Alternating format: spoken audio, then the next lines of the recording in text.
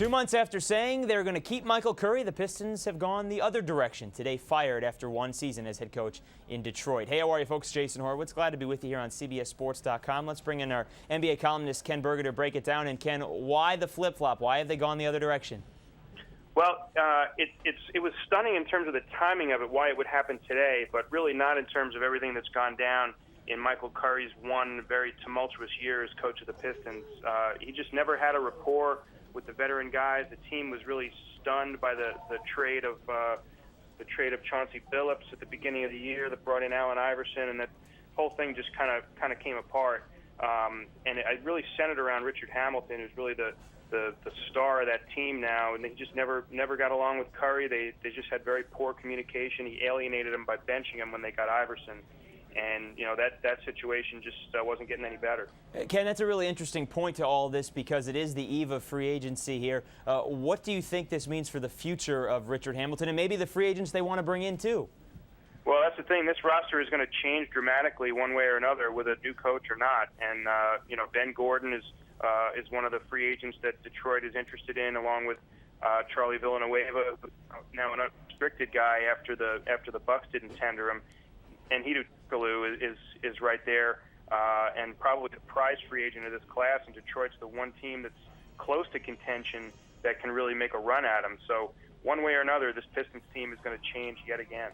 Ken, Pistons, we've seen coaching changes throughout the NBA on a yearly basis. The Pistons, no different from any other team. Rick Carlisle, Larry Brown, Flip Saunders, Michael Curry, and then whomever. Who do you think that next guy may be?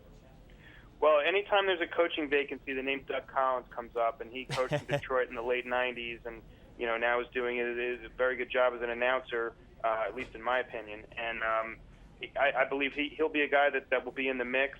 One guy that really was one of the first people I thought of was Bill Laimbeer, and it makes you wonder if Joe Dumars is going to reach back into the glory days of the Bad Boys to kind of help him dig his way out of this. And Laimbeer, you know, probably not coincidentally, just a few weeks ago resigned as coach of the WNBA Shock in Detroit, and in the hopes that he could land an NBA job. And I spoke briefly with Bill on the phone a few minutes before talking to you, Jason, and he really didn't want to talk about it. It's too early in the process here, but I would think that would be a pretty good fit for Joe to kind of, you know, go back and reach back to one of his teammates to help him get out of it. He did win 3 titles with the Shock and said when he resigned that he does indeed want to be an NBA coach. Maybe that is the right fit. Let me ask you real quickly on this. What does all this say about Joe Dumars here in terms of where he's trying to take this team?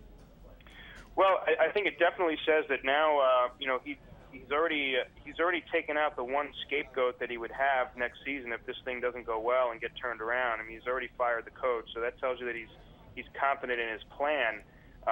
You know, he's been ridiculed widely across the league for the Billups trade, and you know, look what a dramatic improvement he made in Denver after that deal was done, and what has happened to the Pistons since. So I think, you know, the bullseye is squarely on Joe Dumars' chest here, and I think he's by making this coaching change now and not waiting until the season starts, I think he's basically embraced that. All right, Ken Berger, thank you very much, sir. Free agency starts tonight. I'm sure we'll be talking to you again real soon. All right, Jason. All right, folks. For more on the developing story in Detroit, be sure to stay right here with CBSSports.com. For Ken Berger, I'm Jason Horowitz. Take care, folks.